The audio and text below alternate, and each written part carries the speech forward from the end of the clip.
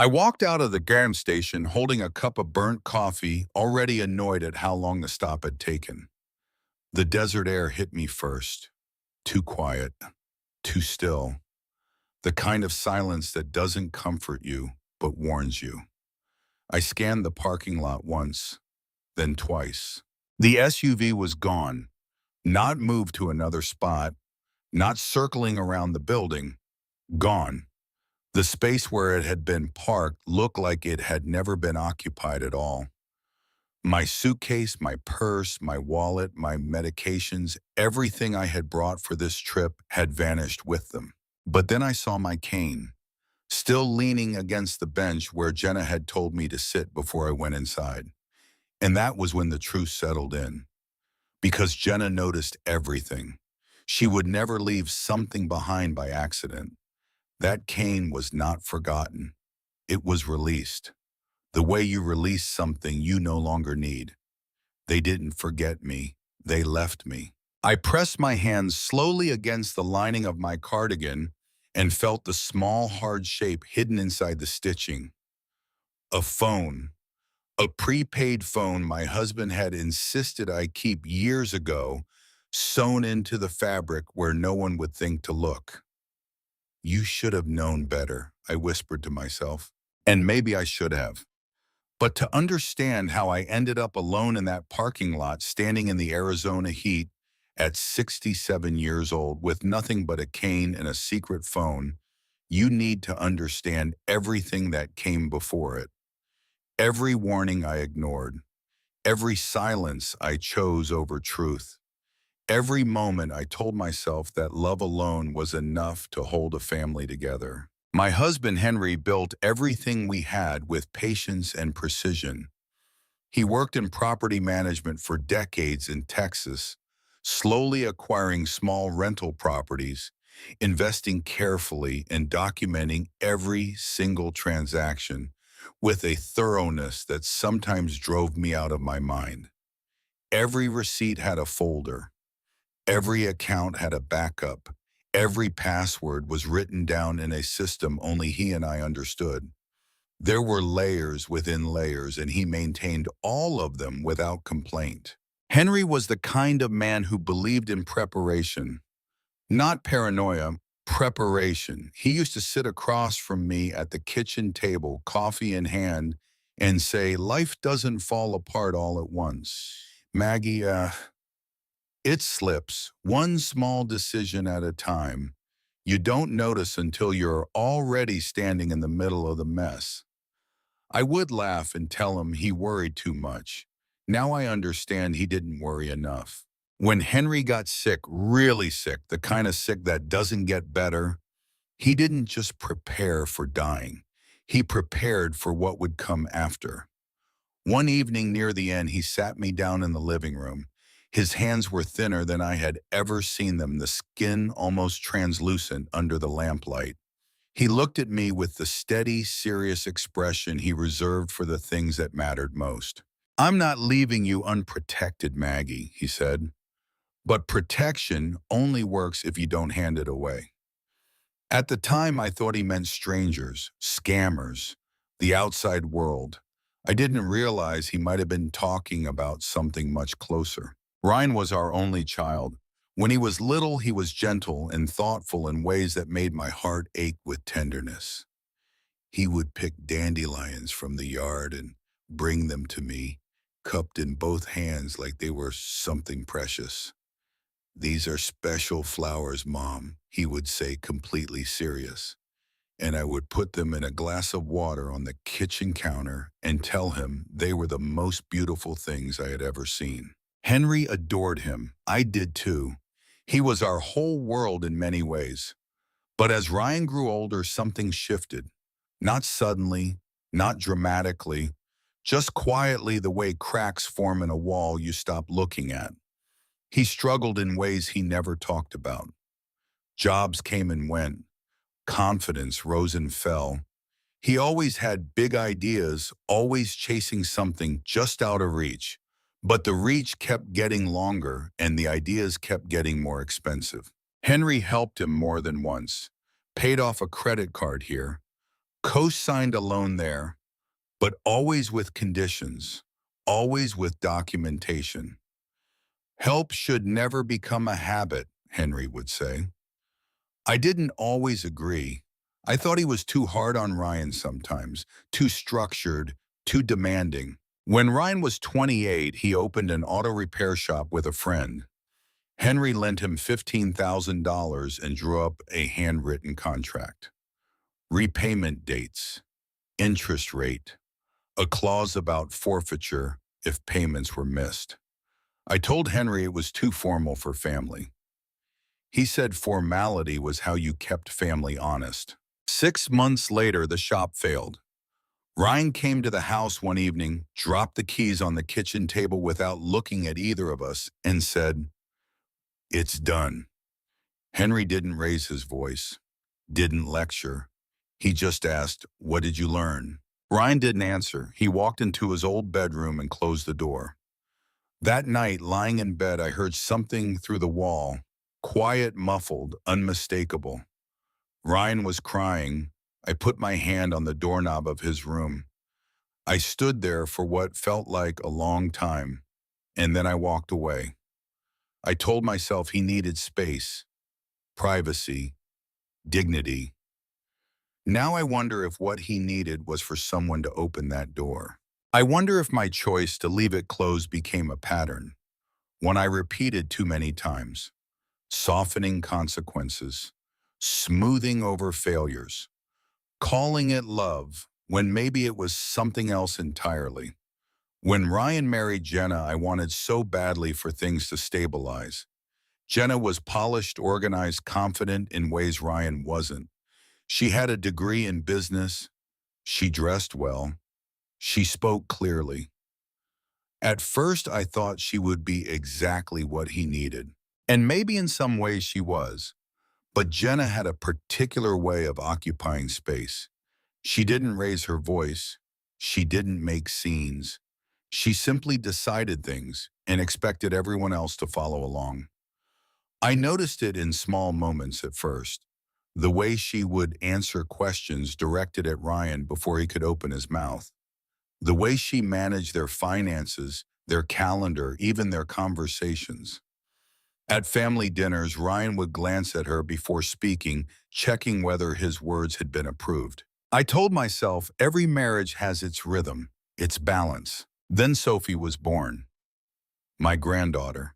And that child brought light into my life in a way I didn't know I was missing. She was curious from the very beginning, the kind of baby who studied everything with wide, serious eyes before deciding whether to smile.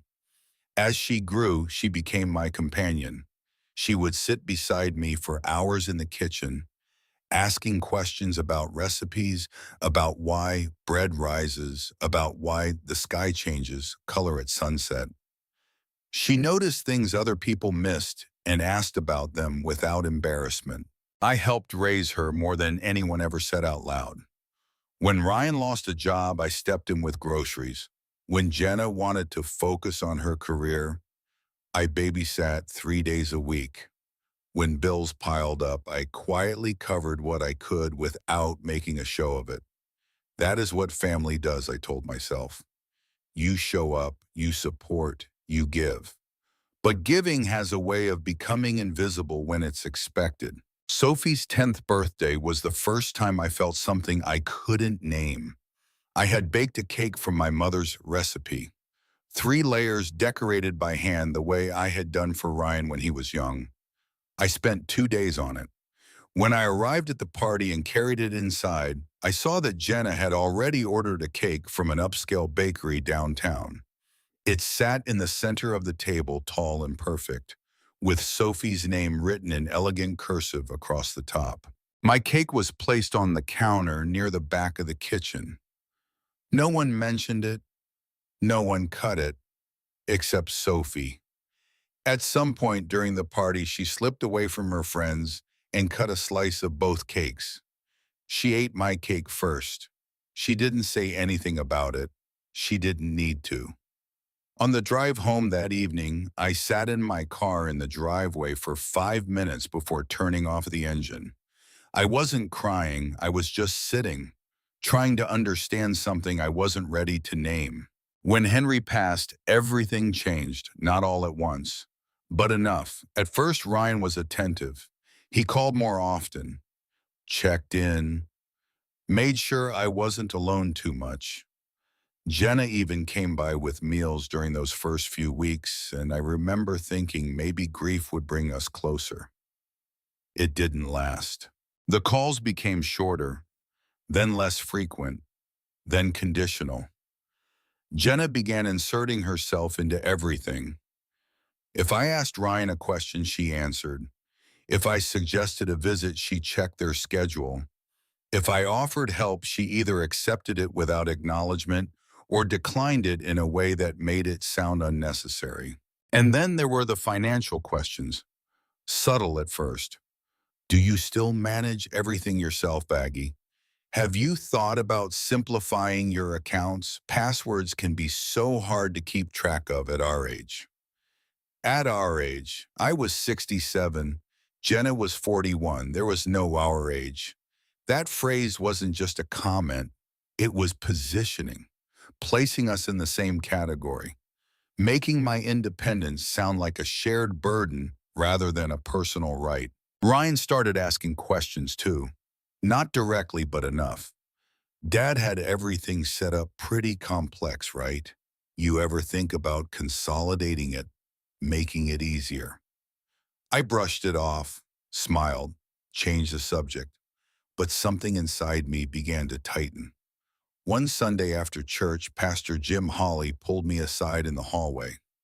Jim was a kind man respected in our community, the sort of person people trusted instinctively. He smiled at me, but his eyes were serious. Maggie Ryan spoke with me last week, he said. He's concerned about you. Says you've been a bit forgetful lately, misplacing things. He asked if maybe someone from the congregation could help you out around the house, check in on you. I looked at him steadily. Jim, last week I cooked for 14 people at the church fundraiser. I remember every name, every dish, every food allergy at that table. Did you see me forget anything? He paused. I'm just passing along what he said, Maggie. Then you should have asked me before you passed it along. I said it without raising my voice, but I didn't soften it either. He nodded, looking slightly uncomfortable, and we moved on to other things. On the drive home, I drove slower than usual, not because I was upset, because I was thinking. Ryan had spoken to Pastor Jim, had planted the idea that I was becoming forgetful, had done it with a man whose word carried weight in the community. That was not concern, that was groundwork. Then came Thanksgiving. It should have been simple, just dinner, family, but there was a tension that sat at the table with us like an uninvited guest present in every careful pause and every overly polished smile. Jenna was excessively pleasant, the kind of pleasantness that feels rehearsed. Ryan barely looked at me. Sophie was quieter than usual, watching her parents with a kind of confusion I recognized from my own reflection. After the meal, Ryan pulled me aside in the hallway. Mom, he said, rubbing the back of his neck, the way he always did when he was uncomfortable. We should probably go over some of Dad's paperwork soon, just to make sure everything's clear. Clear, another word that didn't sit right. We can talk about it later, I said. He nodded too quickly. Later that evening, while I was washing dishes, Jenna came into the kitchen and closed the door behind her. Her voice was light, but there was a direction to it, a destination she had already chosen before the conversation started. Maggie, I'll be direct, she said. You should think about selling off some of the rental properties. Simplify things. You don't need to manage this much at your age. I didn't look up from the sink. Who would manage the money from the sale? Family, she said, obviously. I turned off the water, dried my hands slowly, turned to face her. Henry left everything to me. He knew what he was doing, and so do I. Jenna smiled. But her eyes went cold for just a fraction of a second before she turned and walked out of the kitchen. And standing in the doorway behind her, watching silently, was Sophie. Her eyes moved from her mother's back to my face, and in that glance I saw something no 16-year-old should have to carry. Understanding. A week later, Jenna called with an invitation. "We've been thinking," she said, her voice warm and measured, "maybe we all need some time together, a little reset, a family trip." I hesitated. Just us. Of course, it would be good for Sophie, too. She misses you. That part I believed. And maybe that's why I said yes. Because I wanted to believe that whatever distance had grown between us could still be closed. That families don't unravel like this. That love, even strained love, could still hold if you just showed up and tried. I packed carefully, not just clothes. I packed my instincts. And I wore my cardigan, the one with the hidden phone stitched into the lining. "Always have a backup," Henry had said. The morning we left Texas, everything looked normal. That was the first lie. Ryan pulled up right on time, the engine already running. Jenna stepped out with that polished smile. Sophie came around from the back seat and hugged me, and the hug lasted longer than usual. "I'm glad you're coming, Grandma," she whispered. There was something in her voice. Relief, maybe? Or worry. I couldn't tell which. The first hour felt almost comfortable. Familiar highways giving way to open landscape. Sophie showed me photos on her phone, told me about school, about your friends, small things that reminded me she was still just a teenager trying to understand the world. Jenna controlled the music without asking anyone. Ryan drove with his hands tight on the wheel, his eyes flicking to the mirrors but never quite settling on me. I noticed that. People who have nothing to hide don't avoid eye contact. We stopped for lunch at a roadside diner. Laminated menus, coffee that tasted like it had been sitting since morning, a waitress who called everyone hung on. We sat in a booth. Ryan asked about the estate binder Henry had kept. "Did you bring it, Mom? Just in case?" "No," I said. "I didn't think I'd need it for a vacation." Jenna leaned in. "It's just that emergencies happen. It would be good to have everything accessible. Passwords, account info, medical directives." "I know where everything is," I said. "That's good. But if something were to happen—" "Nothing is going to happen," I said. Silence settled across the table. Under it, Sophie's knee pressed against mine. A small gesture, a signal without words. When we went back to the car, I noticed something that made every alarm in my body go quiet and sharp at the same time. I had left my purse on the seat when I went to the restroom inside the diner. When I returned, Jenna was standing by the car, putting her phone away quickly. Too quickly. I caught just a glimpse of the screen before it went dark. She had been photographing something inside my purse, my credit cards, my insurance information, my driver's license. She didn't know I saw. I didn't let her know. But I filed it away in the place where I was keeping everything now, the place that was getting fuller by the hour. By late afternoon, the landscape had shifted into something more open, more desolate. Long stretches of road with nothing but scrub and sky.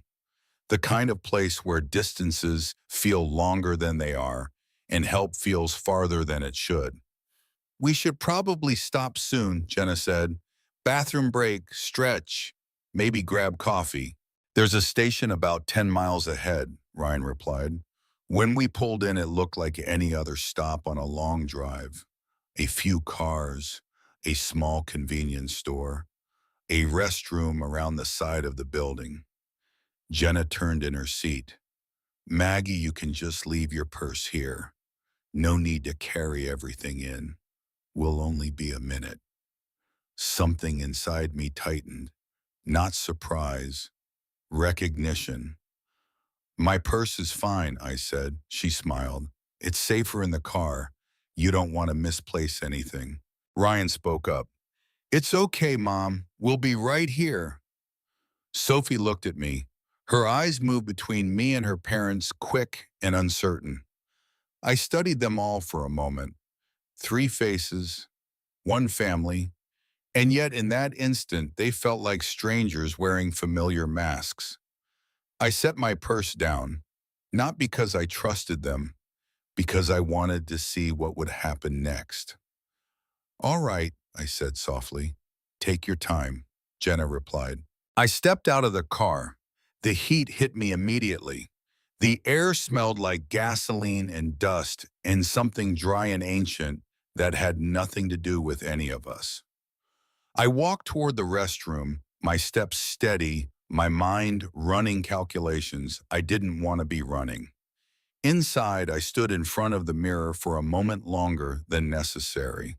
The fluorescent light made everything look harsher, older, more exposed. Pay attention, I whispered to my reflection. I washed my hands, took a breath, opened the door, and walked out into silence. The SUV was gone, not rolling away in the distance, not circling the lot. Gone. The parking space sat empty, the asphalt still holding the faint dark outline of oil stains that had been there long before we arrived. For one terrible, disorienting second, my body refused to accept what my eyes were seeing. I turned slowly, scanned the lot, the road, the horizon in both directions. Nothing, no familiar shape, no brake lights, no hesitation, just empty space, and my cane still leaning against the bench. The truth didn't arrive as a shock. It arrived as something quieter and far more devastating. A confirmation, because somewhere deep inside me, in the part I had been refusing to listen to, I had known. Not the specifics, not the plan, but the direction, the slow, deliberate drift toward this exact moment. This had been planned. Every question about my accounts, every suggestion to simplify, every comment about my age, every small moment that felt slightly wrong but not wrong enough to confront. It had all been leading here. I wasn't forgotten. I was removed. I walked to the bench and sat down, not from weakness, from the weight of understanding. My hands rested in my lap for a moment before I slipped one inside the lining of my cardigan and pulled out the prepaid phone. The screen lit up with a soft glow that felt almost unreal against the harsh desert light. I dialed Diane Pratt first, my financial advisor, one of the few people Henry had trusted completely. She answered on the 3rd ring. Maggie, is everything all right? No, I said, it's not. I need you to listen carefully. I told her everything, briefly, clearly. The trip, the stop, the disappearance. There was a pause, and when she spoke again, her voice had changed, sharper, focused. Are you safe right now? I am. Good. Stay where you are. She paused. Maggie, there are red flags on your accounts. I should have pushed harder when I first noticed. My grip tightened. What flags? Multiple login attempts over the past 2 weeks. None successful but persistent. Targeted.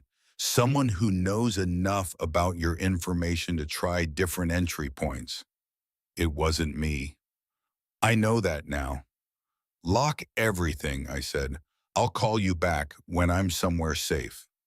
The second call went to Glenn Harlan, retired state trooper, friend of Henry's for 30 years. The kind of man who listened first and acted second. Well now, he said, his voice warm but curious. That's a number I don't see often. Everything okay, Maggie? No, I need help. I gave him the gas station name and the highway marker.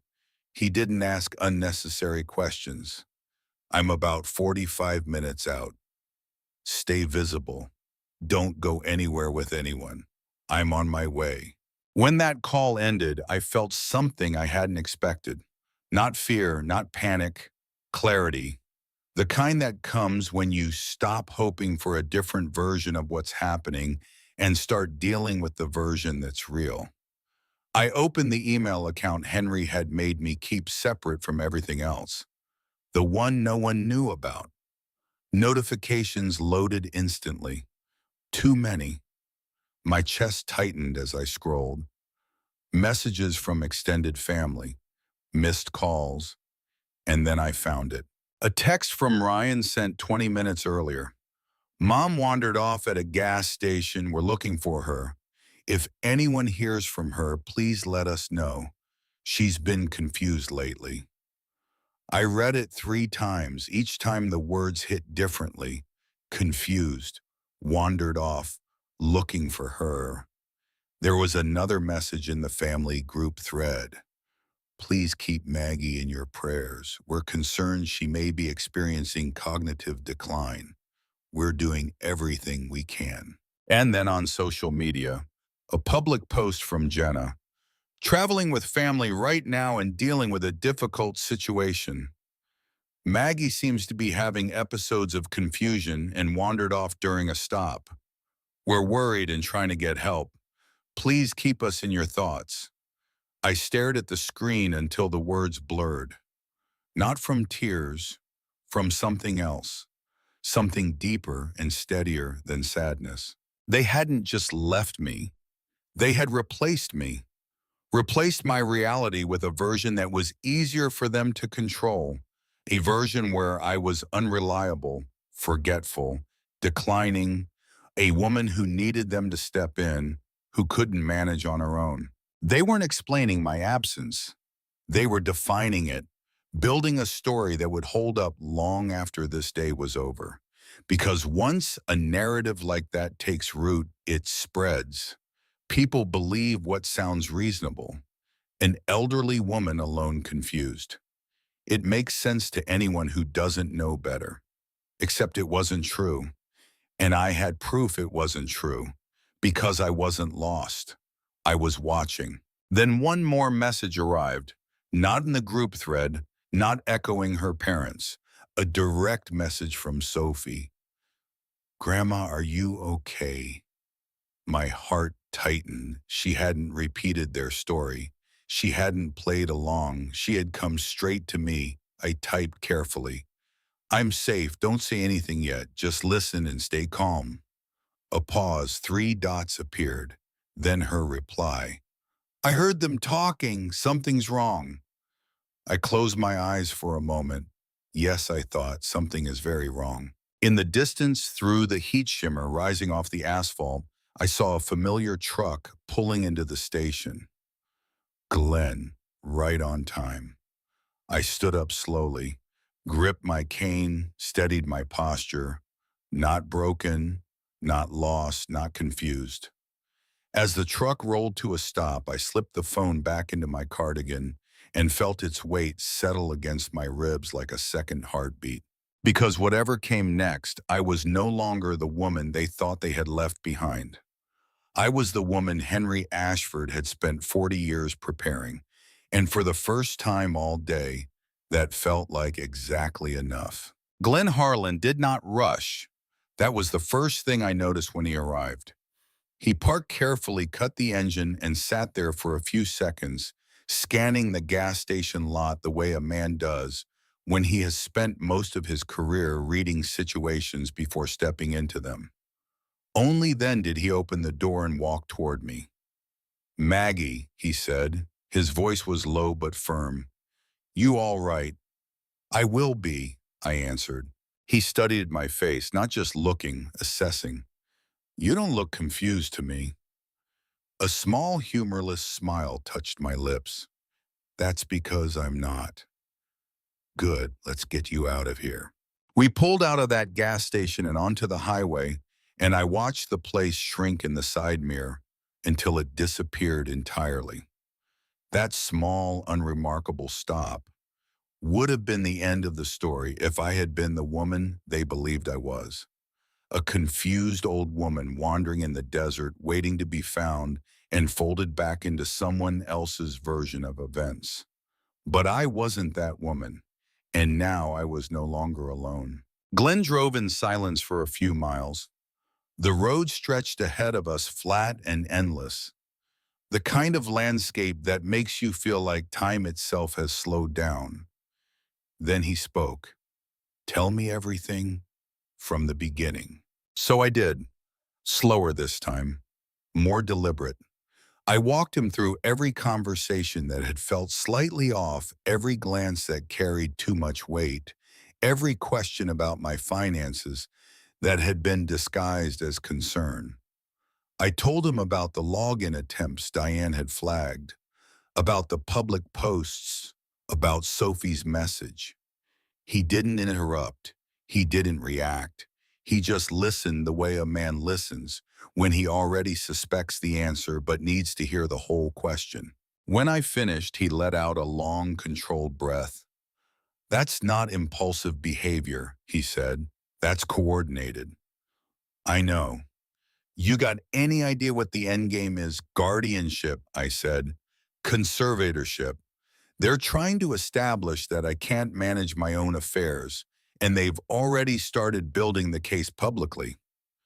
Glenn's jaw tightened. He nodded slowly, his eyes never leaving the road. That explains the social media posts. They're laying groundwork. We drove another few minutes in silence before I said something I hadn't told anyone yet. Something that surprised even me with how much it still weighed. After Henry passed, Ryan called me one night, about 1 in the morning. He was drunk. I could hear it in his breathing before he even spoke. Glenn glanced at me briefly. He said, "Mom, I'm sorry. I was never good enough." Just like that, out of nowhere. I paused, watching the desert roll past. I wanted to say so many things about how he didn't need to be perfect, about how proud I was of certain parts of him. But all I managed was, "You've always been enough for me." What did he say? Nothing. He hung up, called the next morning like nothing happened. Normal voice, normal conversation, and I let it go. I didn't bring it up. Glenn was quiet for a moment. You think that was a mistake? I think it was one of many moments where I chose comfort over honesty. And I think all those moments added up to this. You didn't create what your son chose to become, Maggie. I know, I said, but knowing that doesn't make it lighter. We arrived at Glenn's house just outside a small town about an hour from the gas station. It was modest and well kept, with a wide porch and the kind of deep quiet that comes from years of routine. Inside, everything was orderly, not sterile but intentional. The home of a man who had lived alone long enough to make peace with it. Sit, he said, gesturing toward the kitchen table. I'll make coffee. I've had enough bad coffee for one day. This one's better, trust me. While Glenn moved around the kitchen, I pulled out the prepaid phone and sat at the table with a legal pad he had handed me without being asked. I began writing times, dates, conversations, even the smallest details, because Henry had taught me that small things are often what hold everything together in front of a judge. And then I called Diane. She answered immediately. Maggie, where are you? Safe with Glenn. Good. I've been working since we spoke. There was something heavier in her voice now, something she had been holding back. You were right to be concerned, but there's more. I straightened slightly. Go on. The login attempts I mentioned, they're just the beginning. This morning, about an hour after you would have stopped for gas based on the timeline, you gave me someone submitted a request to reset the credentials on the holding company tied to your rental properties. It didn't go through, but it triggered a review. They waited until I was out of the picture, I said. That's exactly what it looks like. I closed my eyes briefly. Is anything compromised? Your primary accounts are secure, but Maggie... She paused, and the pause told me everything before her words did. There's something that already happened. Something I should have caught sooner. My grip tightened on the phone. Tell me, there's a secondary savings account, the one Henry opened years ago for Sophie's college fund. Ryan was listed as co-owner from when Henry was alive, back when Henry intended Ryan to manage it on Sophie's behalf. I never changed that, I said quietly, because I hadn't. After Henry died, there were so many accounts, so many details, and that one had seemed safe. It was for Sophie. Ryan would never touch money meant for his own daughter. $38,000 was withdrawn 3 weeks ago, Diane said. The number landed like a physical weight on my chest. 38,000, I repeated. Sophie's college money. Yes. Silence stretched between us. Glenn had stopped moving in the kitchen. He stood perfectly still, watching me, reading the conversation from my expression alone. So they're not just trying to take, I said. They've already taken. I'm afraid so, E.G. Where did it go? I'm tracing that now, but Maggie, there's also a pre-authorization inquiry tied to a trust distribution. It originated from a location in Sedona, Arizona. Sedona, right where Ryan and Jenna were headed. I ended the call and immediately turned to practical action. The image of Jenna photographing the contents of my purse at the diner flashed through my mind. Credit cards, insurance cards, my driver's license. She had copies of everything. I called Diane back within 30 seconds. Cancel my credit cards. Right now, all of them. Jenna has photographs of every card in my wallet. Diane processed it in under 3 minutes. 3 minutes between vulnerability and protection. It felt like the narrowest margin I had ever lived inside. Glenn set a mug of coffee in front of me. I wrapped my hands around it, feeling the warmth push back against something cold that had settled deep inside my bones, not fear. Something more permanent than fear. The understanding that this was real and that the people doing it shared my blood. The phone rang. Not a number I expected, not Diane, not Carol. Brenda Ashford, Henry's younger sister. 63 years old, retired school teacher, the kind of woman who sent birthday cards on time and remembered everyone's allergies at family gatherings. I hadn't spoken to her in weeks. Maggie. Her voice carried concern, but underneath it, something else. A stiffness, like she had been coached. Brenda. Ryan called me. He said you wandered off at a gas station. He's worried sick. Are you all right? I didn't wander off, Brenda. They left me. Silence. Long enough to tell me she didn't know how to process that. Maggie, Ryan told me you've been having trouble lately, forgetting things, getting confused. He said it's been getting worse and that you might not even realize it's happening. There it was, the same narrative, the same carefully constructed version of me. But hearing it from Brenda, from Henry's own sister, made it cut differently, deeper. Brenda, I said, and my voice did not waver. I remember exactly who cooked for you 3 weeks straight when you had your knee surgery. I remember which room Henry kept every document in which account holds what, and the name of every tenant in every property we own. My memory is not the problem here. She didn't respond right away. I could hear her breathing, processing, trying to reconcile what Ryan had told her with the woman speaking to her now. I just want to help Maggie. Then don't help by believing them without asking me first. The call ended. I set the phone down on the table and for a moment I couldn't move. My hands trembled, not from fear, from something that hurt more than fear ever could. Because Ryan hadn't just built his story for strangers in social media. He had built it for family, for Henry's family. He had turned his father's own sister into a witness for a lie. Glenn watched me from across the table. How far has it spread? Far enough, I said. Brenda already believes him. Carol was efficient in a way that felt like armor. She laid out 3 immediate steps. Formal protective notices on all trust structures and associated entities. No changes, no transfers, no authorizations without direct verification from me. Documentation of intent based on everything that had happened today.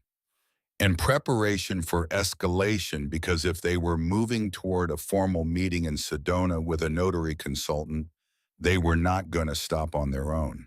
If you confront them too early, Carol warned, they'll pivot, deny everything, reframe the entire situation. I understand. We need evidence, solid, undeniable evidence. I have someone on the inside, I said, my granddaughter. Carol paused. That complicates things. She's a minor. We have to protect her too. No direct confrontation, no pressure. I won't put her at risk. Good. Have her document what she can safely. Conversations, papers, anything that shows intent, but nothing that puts her in danger. Carol added one more thing. I've engaged an investigator, Tom Kessler. He's already near Sedona. Good. And Maggie, I'm going to reach out to Brenda Ashford. I went still. Brenda just called me. She's on Ryan's side. She's on the side of the story she was told, Carol corrected. Give her a different story, one with evidence. Let me send her the photos of the forged documents once we have them confirmed. That was the difference between reacting and responding. Carol understood that Brenda wasn't an enemy. She was a resource who hadn't been given the right information yet. After the call, I messaged Sophie. Can you safely take photos of anything they're working on? Paper screens, anything with my name on it? Her reply came after a pause. I'll try. They're leaving for breakfast soon. I waited. Glenn sat across from me drinking his coffee in silence, offering nothing but his steady presence. Minutes passed, each one heavier than the last. Then the first image came through. I opened it. A hotel room table documents spread across it. Even in the slightly blurry photo, I could make out enough. Forms, affidavits, legal templates. My name typed neatly at the top of one page. And below it, a signature. Not mine, but close enough that someone who didn't know me might not question it. I stared at the documents on my phone screen, feeling something inside me harden into something I had never felt before. This wasn't just preparation on their part. This was execution. They weren't planning to ask my permission. They were planning to erase the need for it entirely. I typed back to Sophie, that's very important. Can you take more? I'll try. They just left for the restaurant downstairs. Another image arrived, then another. More documents, more language designed to reduce me to a name on a form, a problem to be managed, a woman who could no longer speak for herself. And then silence. 1 minute passed, then 2, then 3.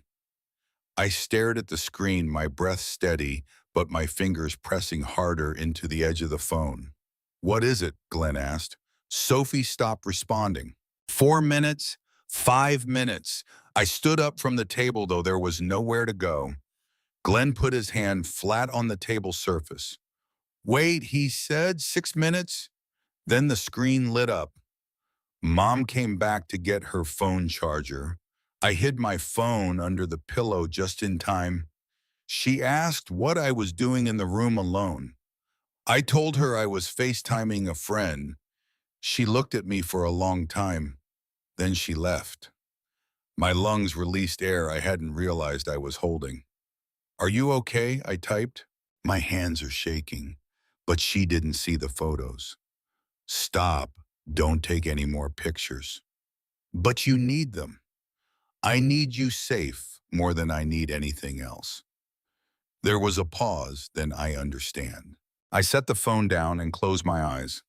Sophie, 16 years old, hiding a phone under a pillow. while her mother stood in the doorway studying her with suspicious eyes. The image made something inside me burn. Not anger at Jenna, though that was there. Something older.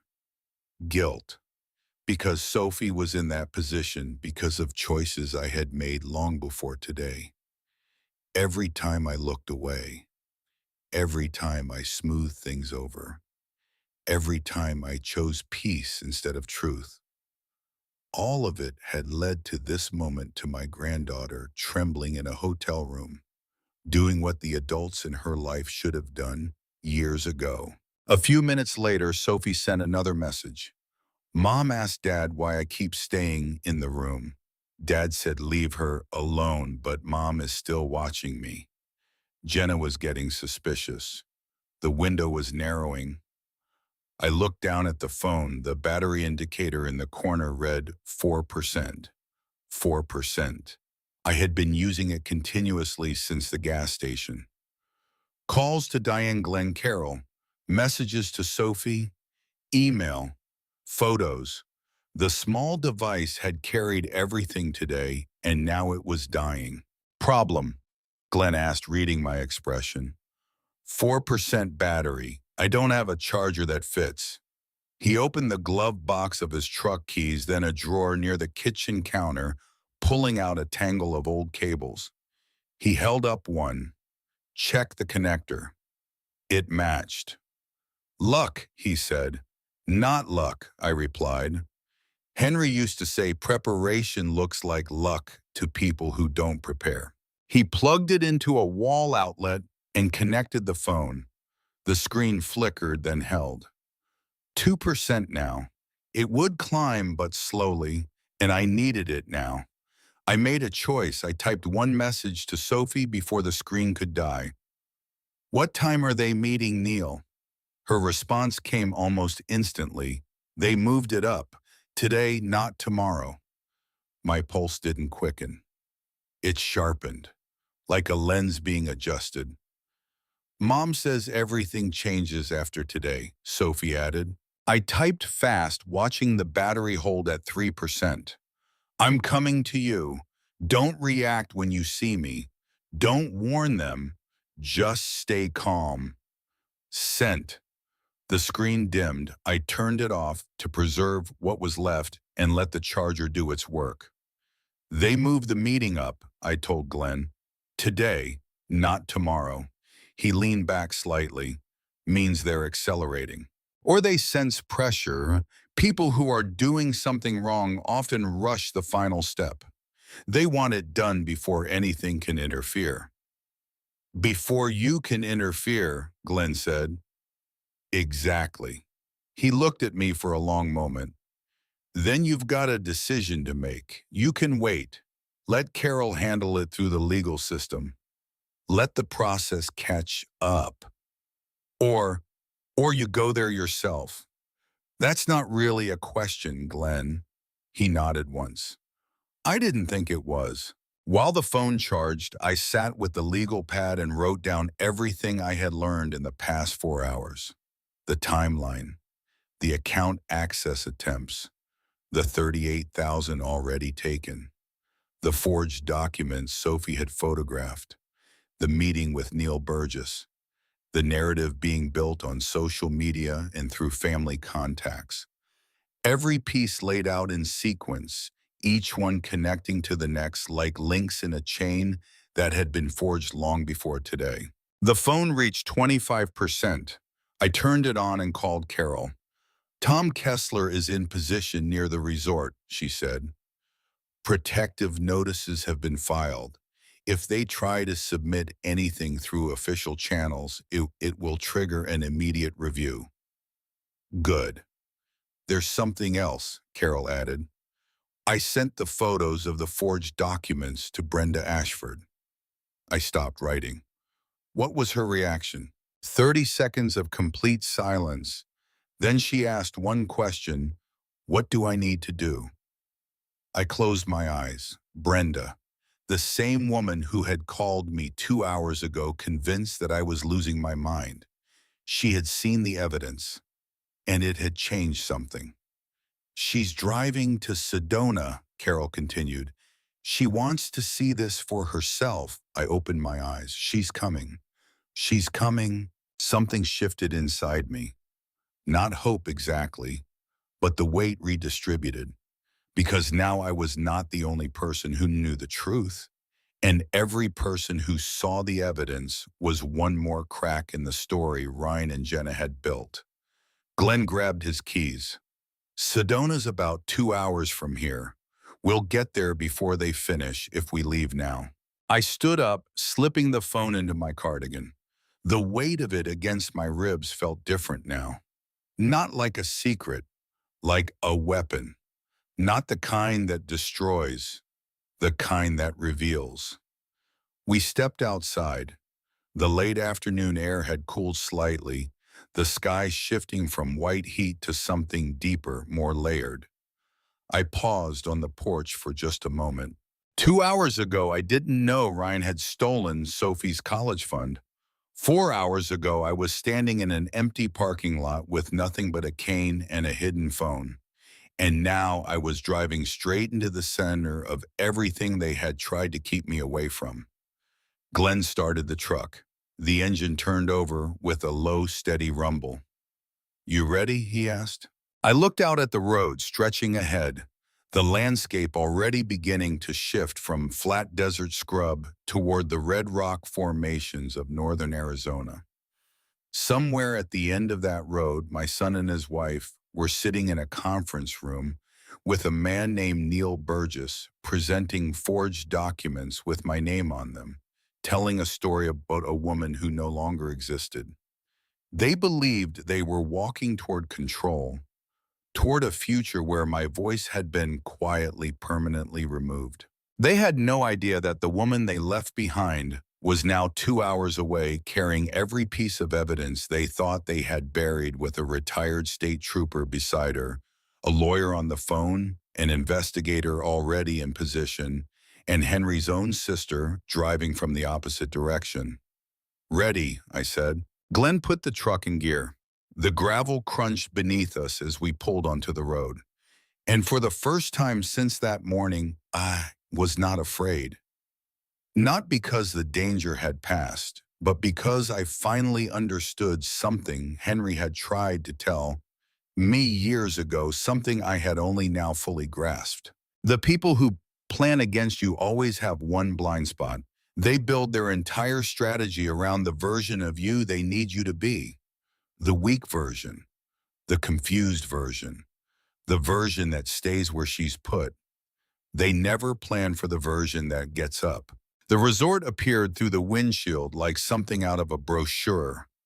Polished stone walls catching the late afternoon light, wide glass windows reflecting the red rock formations behind us, manicured desert landscaping framing the entrance with the kind of careful beauty that made everything inside feel legitimate, trustworthy, controlled. The kind of place where people signed away their futures believing they were being responsible. Glenn pulled the truck into the parking area and turned off the engine. Neither of us moved immediately. We just sat there looking at the building, letting the weight of what was about to happen settle between us. "How do you want to do this?" he asked. "Not yet," I said. "I don't walk in until they can't finish what they started." I pulled out the phone. 28% battery, enough. First, I emailed Diane. 2 words freeze everything. Her reply came in under a minute. "Already done. Full security hold. Nothing moves without your voice verification and a call back to a number only you and I know." Then I called Carol. "Tom Kessler is inside the resort," she said. "He checked in an hour ago under his own name. He's positioned near the conference wing. And Brenda, 20 minutes behind you based on her last update." I absorbed that. Brenda driving alone across Arizona carrying the photographs of forged documents bearing my name. The same woman who just hours ago had told me on the phone that Ryan was worried about me, that I might be losing my grip. Now she was racing to see the truth for herself. "One more thing," Carol said.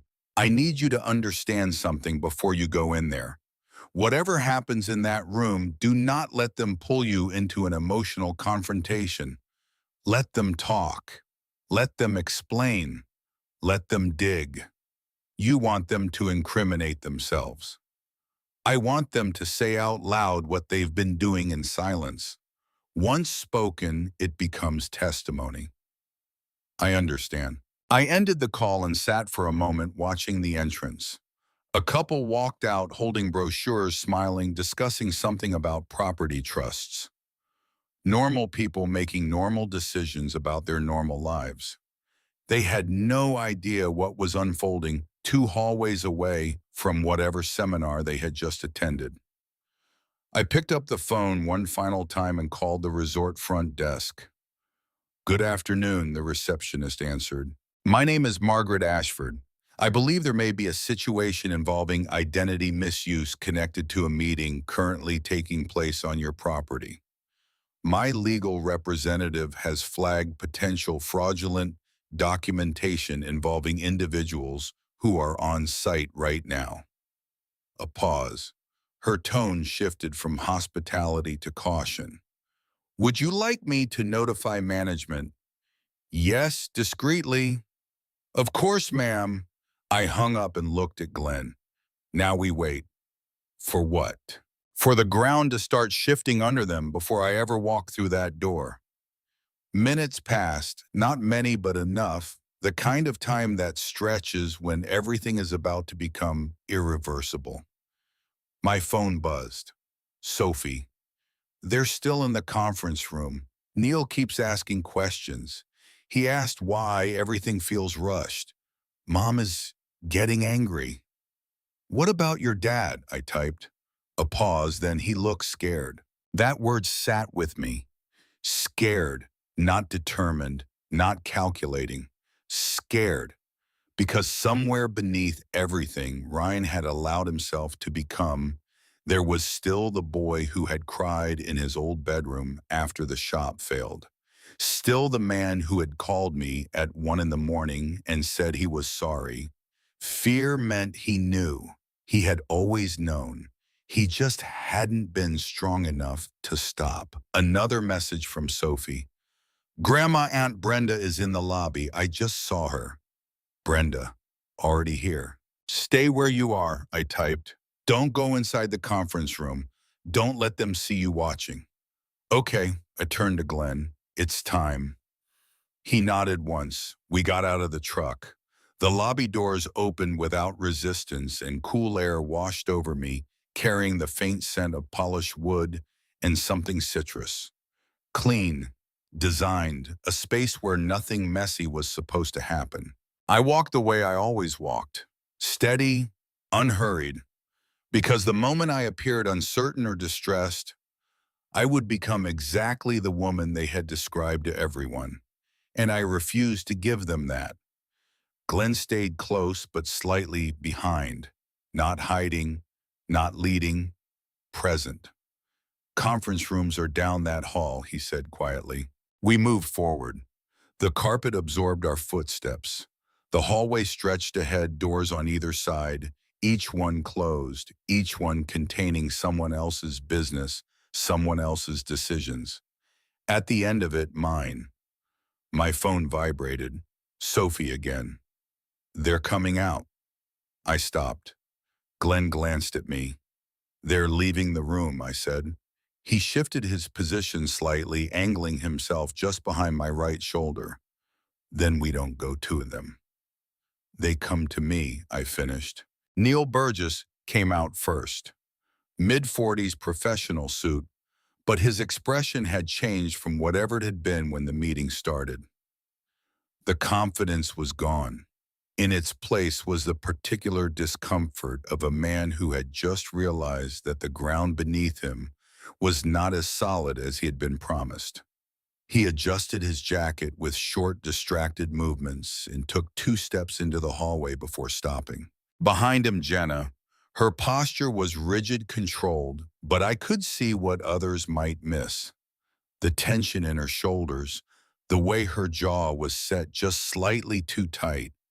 The composure was there, but it was costing her more than usual to maintain.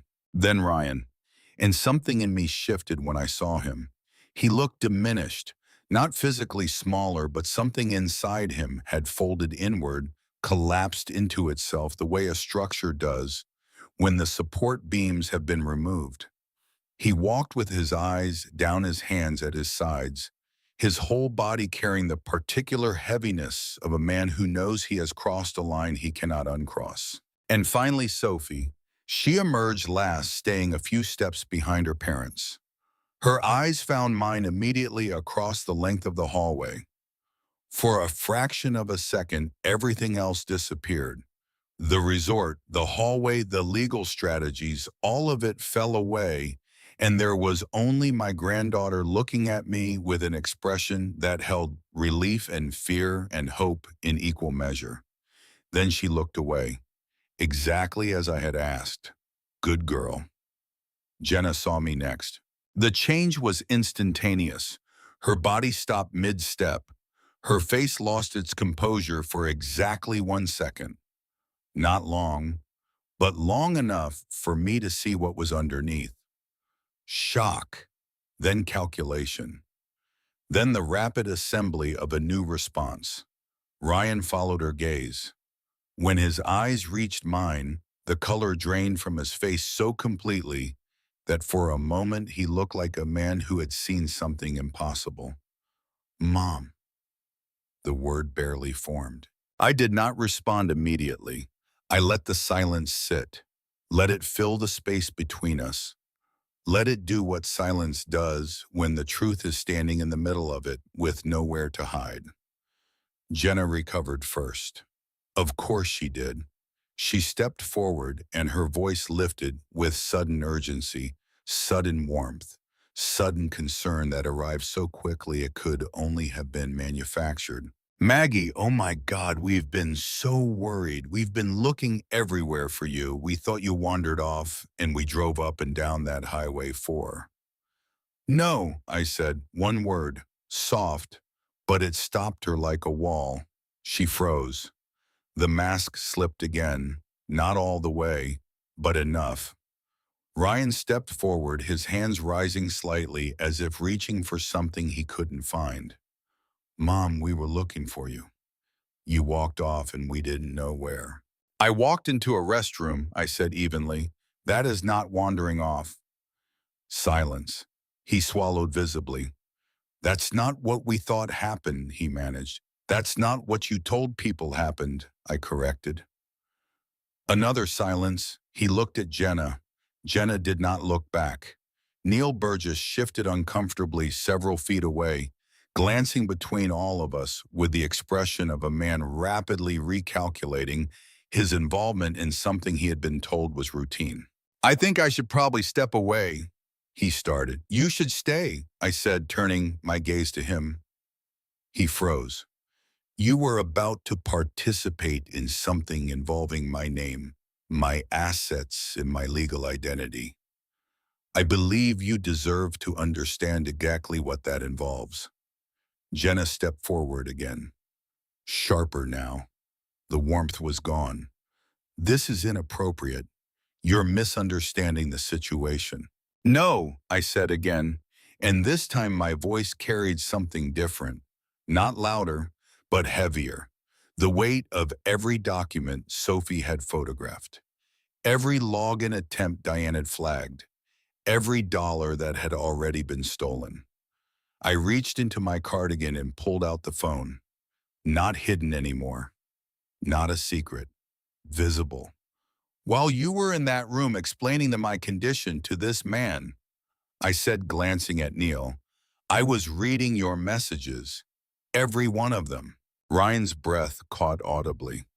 You told people I was confused, I continued, that I wandered off, that I was experiencing cognitive decline. You posted it publicly.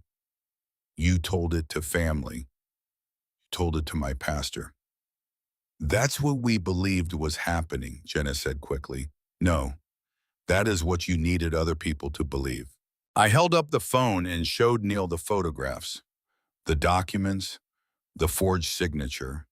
My name at the top of forms I had never seen, never agreed to, never authorized. His eyes moved across the screen quickly, and I watched his expression shift from discomfort to something much colder. Recognition of what he had almost been part of. This was not disclosed to me, he said carefully. No, I replied. It wasn't.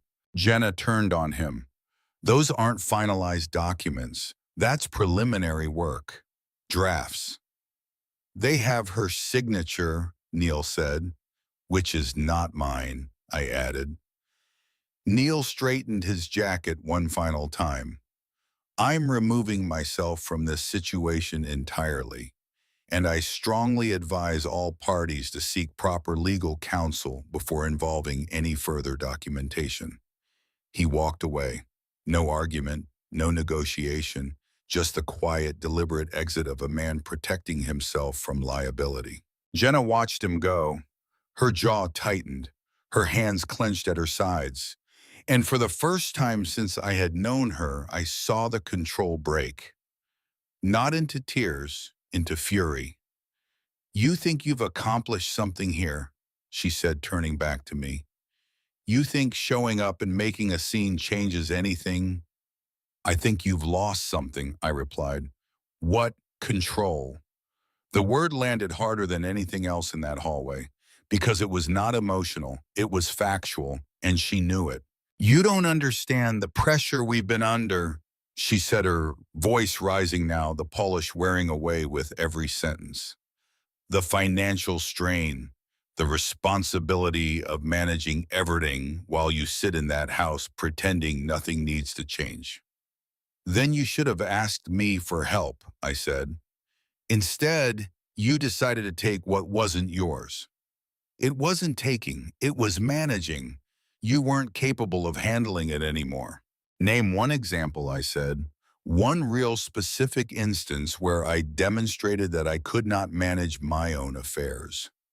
Silence. Her eyes searched, not for truth, for ammunition, and found nothing she could fire. That's what I thought, I said. And then a voice came from behind us, small, clear, steady in a way that made everyone in that hallway stop breathing.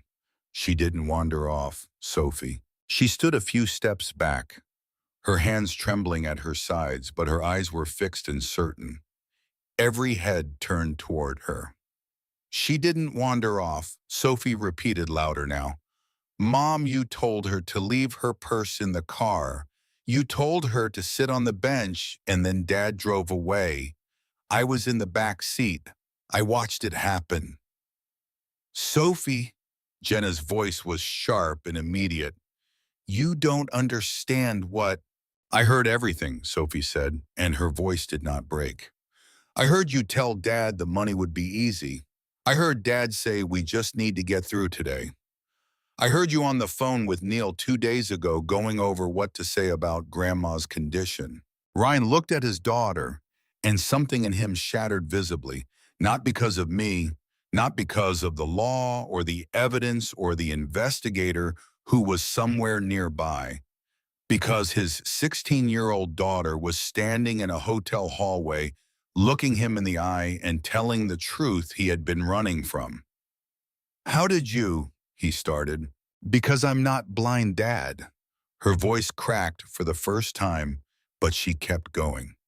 And because Grandpa taught me that paperwork tells the truth when nobody else is around to tell it, that's why I took pictures of everything on that table.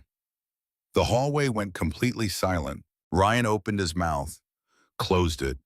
His eyes filled, and for the first time I saw not the man who had left me at a gas station, but the boy who used to bring me dandelions.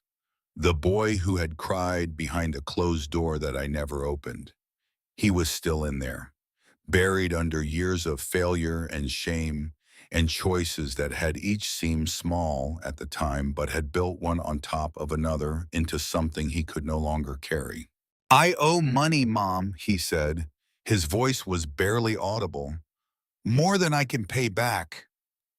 How much? I asked. He couldn't meet my eyes. A man named Dale Crenshaw, private lender, high interest. I thought I could pay it back if you took control of my assets, I finished. Dale threatened me, Ryan continued, and now his voice was shaking. Said he'd come to the house, said he'd go after everything. I didn't know what to do. So you went after me instead. He flinched, and then he said something I was not expecting. Jenna found a way. He glanced at his wife, and for the first time in all the years I had known them together, he did not look to her for permission. He looked at her with something else entirely. She said if we could establish that you weren't competent, we could access the trust, manage the properties, pay off everything and start over. She said it would be clean. Shut up, Jenna snapped. You're making this worse. She told me the documents were standard, Ryan continued, ignoring her, that the signature was just a placeholder, that we'd get your real one later. I didn't know it was already submitted to Neil as final. Stop talking, Jenna said, right now. But Ryan didn't stop. He looked at me and his face held something I had not seen in years. Not since that night he called at 1 a.m. Not since the shop closed. Maybe not since he was a boy. I'm sorry, Mom. I let this happen. I was too scared and too weak to stop it. Jenna turned away from him with visible disgust, her arms crossed tightly, her jaw locked. And in that single gesture, I understood their marriage more clearly than I ever had. Ryan was not her partner. He was her instrument, and the instrument had just broken in her hands. A voice came from the end of the hallway. Actually, this is exactly what we needed to hear. We all turned. There's documented abandonment of a vulnerable adult, Tom continued evenly, as if she hadn't spoken. Digital misrepresentation of cognitive capacity. Attempted unauthorized access to protected financial accounts. Forged legal documents, and based on what I've just heard, a voluntary admission of participation. He looked at Ryan. Ryan said nothing. This situation is now formally under review, Tom said.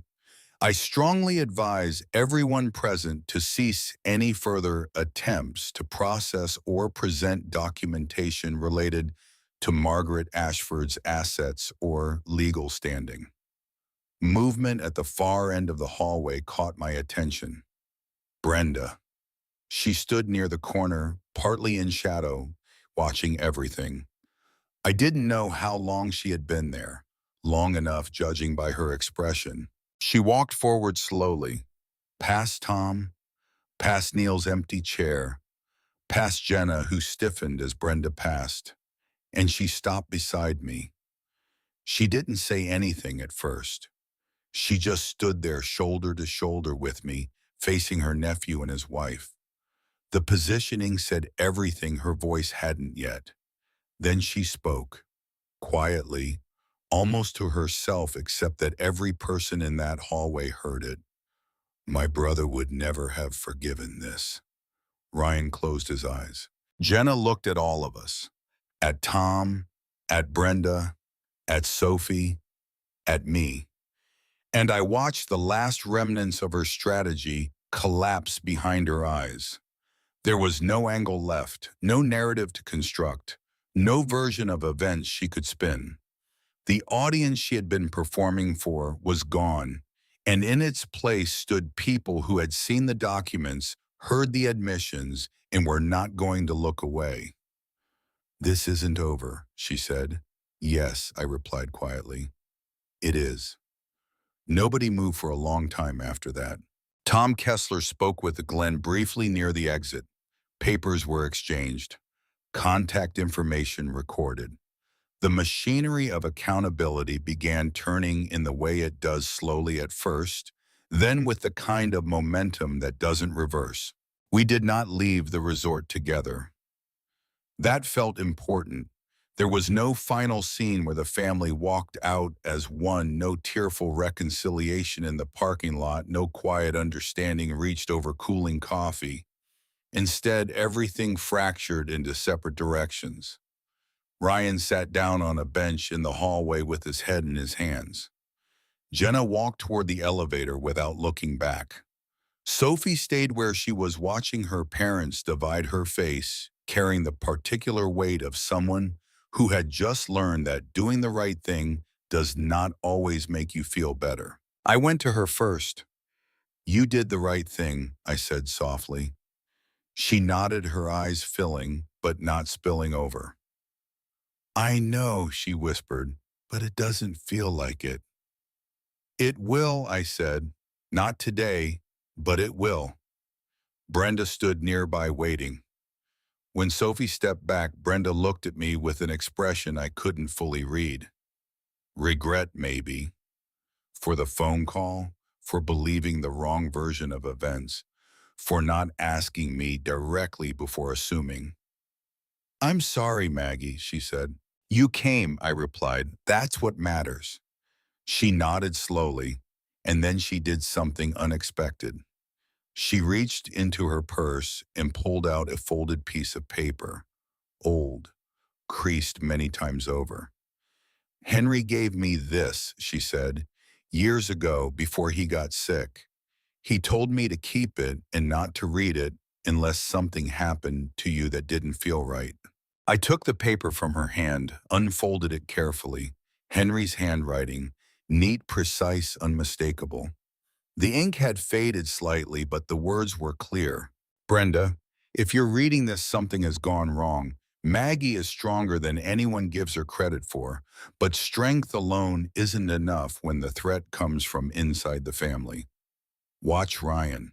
Not because he's bad, but because he's weak. And weakness left unchecked becomes something dangerous. Help Maggie. She won't always ask." I read it twice, then folded it closed and held it against my chest for a moment before putting it in my cardigan pocket beside the phone. Henry had known, not suspected, known, and he had planted safeguards not just in bank accounts and legal documents, but in people. In Brenda, in me, in the quiet preparations that looked excessive until the day they saved everything. Glenn drove me home that evening. The sun set behind us as we headed east, painting the sky in colors I would normally have admired. But my eyes stayed on the road ahead. There was nothing behind me I needed to look at anymore. "You held your ground," Glenn said after a while. "I didn't have a choice." "You always had a choice. You just made the right one." We drove the rest of the way in a silence that felt different from every silence that had come before it. Not empty, not tense, settled. When I stepped into my own house that night and set my keys on the kitchen counter, the familiar space wrapped around me with a steadiness I hadn't felt in months. Maybe longer. The walls, the furniture, the small details Henry had chosen, they all stood exactly where they had always stood. Unchanged, unmoved, unlike everything else. "You want me to stay?" Glenn asked from the doorway. "No," I said gently. "I need to be here on my own." He nodded. "Call me if anything changes." "I will." The door closed behind him and I was alone. And for the first time in as long as I could remember, alone did not feel like a problem. It felt like a choice. The next morning, things began moving. Carol called with updates, protective orders fully in place, preliminary filings submitted. Ryan was cooperating. Jenna was not. The $38,000 had been traced to Dale Crenshaw's accounts and there was a path to partial recovery. Sophie's college fund would be reestablished under my name as sole owner. Ryan sent a text. "I'm sorry." 2 words, then another. She told me it would fix everything. I read both messages. I did not reply. Not out of cruelty, not out of punishment, but because I had spent too many years responding to Ryan, fixing things, softening consequences, making space for him to avoid the weight of his own decisions. And now I was done doing that. Not forever, maybe, but for now. Sophie arrived on a quiet Thursday afternoon. I saw her from the window standing at the end of the walkway, gathering herself before approaching the door. I opened it before she could knock. She stepped forward and wrapped her arms around me. Tight, real, not careful, not uncertain. The kind of hug that says everything language can't carry. "I was afraid you wouldn't want to see me," she said. "There is nothing you have done or could do that would make me turn you away," I told her. And I meant it with every part of me that was still intact. We made tea, sat at the kitchen table. She told me about home, the silence between her parents. Ryan sitting in the living room staring at nothing. Jenna making phone calls behind closed doors, still believing she could rearrange the outcome. "I don't want to be like them," Sophie said quietly. "You're not." "How do you know?" "Because when it mattered, you chose the truth, and you chose it knowing it would cost you something. That's not what they did." She was quiet for a moment, turning her mug slowly between her hands. Then she looked up. "The $38,000, that was for me. Your grandfather set it aside the month you were born." She looked down again. The weight of that knowledge moved across her face visibly. Her own father had taken money her grandfather had saved for her future and used it to pay off a debt he had hidden from everyone. "I'll earn my own way if I have to," she said. I reached across the table and placed my hand over hers. "You won't have to. Your grandfather left that money for you, and I will make sure it reaches you. That is not negotiable." She nodded and something in her eyes shifted. Not resolution exactly, trust. The particular kind of trust that forms when someone proves through action and not words that they will protect what matters. The next morning, I took her to a place Henry used to love. A quiet overlook just outside of town where the land stretched wide and unbroken, the horizon reaching so far you could almost believe you were looking at the edge of the world itself. Henry used to come here when he needed to think clearly, when the noise of daily life made it hard to hear what mattered. We stood side by side looking out. "It's beautiful," Sophie said softly. "It is." For a while we just stood there, letting the quiet fill the spaces that words couldn't reach. "Do you wish none of it happened?" she asked. I thought about that carefully, honestly. "No," I said. She looked surprised. "Because if it hadn't happened," I continued, "I might still be living inside something that wasn't real. I would still be making excuses, still looking away, still choosing comfort over truth, and eventually that would have cost me everything anyway, just more slowly." She absorbed that. "Then do you think Dad will ever understand what he did?" "I think he already understands," I said. "Whether he can live with that understanding is something only he can decide." "And Mom?" I looked out at the horizon. "People who need control don't let go of it easily. Your mother may never see this the way you and I do, and that has to be okay, because we cannot wait for other people to understand before we move forward." Sophie was quiet for a long time after that, but it was not the uncomfortable silence of things left unsaid. It was the kind of quiet that comes when two people have said exactly enough. That evening, after Sophie had gone to bed in the guest room, I sat alone in the living room. The house was still around me. The clock ticked on the wall the way it had for 20 years. Henry's chair sat in the corner, where it always sat, empty, but not absent. I stood and walked to his old study, opened the bottom drawer of his desk, and there beneath folders and envelopes, in the meticulous records of a life carefully documented, I found what I somehow knew would be there: a small leather notebook, Henry's handwriting on every page. Notes to himself mostly, reminders, calculations. But the last page, the very last thing he had written in a hand that shook but did not falter, was addressed to me. Maggie, everything I built, every system, every safeguard, every backup, none of it was because I didn't trust you. It was because I knew what was coming. I saw it in Ryan before he saw it in himself. Not cruelty, never that, but a kind of weakness that bends toward whoever pushes hardest. And I was afraid of who might push him. I couldn't protect you from this while I was alive because naming it would have broken something between us that I couldn't bear to break.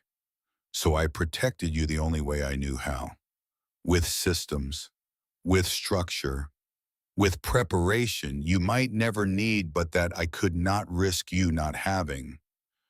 Don't blame yourself for not seeing it sooner. You loved him the way a mother loves. That's not blindness, that's grace. But now if you're reading this, the time for grace is over and the time for strength has come. You have always been strong enough, Maggie. You just didn't always know it. I did. Henry. I held the notebook for a long time. My hands trembled, but not the way they had at the gas station. Not from shock or fear or the cold weight of betrayal. This trembling came from somewhere deeper, from the place where love and grief and understanding all meet and become something you can't name but can feel in every part of your body. I didn't let them, I said aloud to the empty room, to the chair, to the desk, to whatever part of Henry still lived in the walls of this house and the structure of everything he had built around me. I didn't let them. I closed the notebook, placed it back in the drawer, and walked to the window. Outside, the sky was dark and the street was quiet. Somewhere far away, Ryan was sitting with the consequences of his choices. Jenna was behind a closed door, still trying to rearrange a reality that would no longer bend to her will. And Sophie was asleep in the next room, carrying more courage in her 16 years than most people find in a lifetime. I stood there for a long time, watching the darkness, feeling the stillness of a house that was finally honest. They thought leaving me at that gas station would erase me from the story. They thought silence and distance and a carefully constructed lie would be enough to rewrite who I was and what I was worth. They thought the woman they left on that bench would stay there confused and helpless, waiting for someone to come and tell her what had happened to her own life. But Henry Ashford did not marry a woman who stays where she is put. He married a woman who gets up, and he spent his last years making sure that when the time came, she would have everything she needed to stand. Not whole yet, not healed. Those things take time, and I am old enough to know that some wounds close slowly and some leave marks that never fully fade. But I was standing, clear-eyed, undeceived, and surrounded by the people who had chosen truth when it cost them something to choose it. That was enough, not because it solved everything, but because it was real. And after so many months of living inside a lie I couldn't see, real was the only thing I wanted. I turned from the window, walked to the kitchen, and put the kettle on. Tomorrow there would be lawyers and phone calls and difficult conversations. Tomorrow the slow work of rebuilding would begin in earnest. Tomorrow I would have to decide what kind of relationship, if any, was possible with my son. But tonight the kettle hummed. The house was quiet. The cardigan hung on the back of a kitchen chair, the small phone still tucked inside its lining, still charged, still ready. A backup I no longer needed to hide. And Margaret Ashford sat down at her kitchen table, wrapped her hands around a warm mug, and breathed.